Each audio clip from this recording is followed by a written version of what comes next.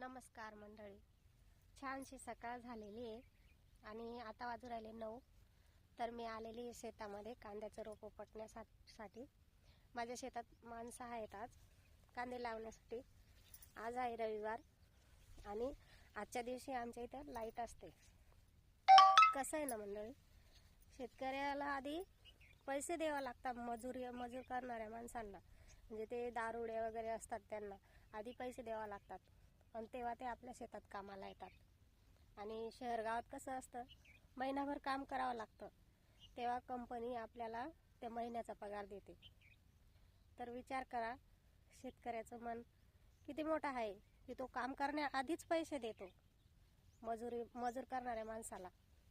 आणि कंपनीत आधी काम करावं लागतं आणि त्याच्यानंतर पैसे मिळतात, महिन्याची पगार. तर असं आहे आमचं शेतकरीचं जीवन.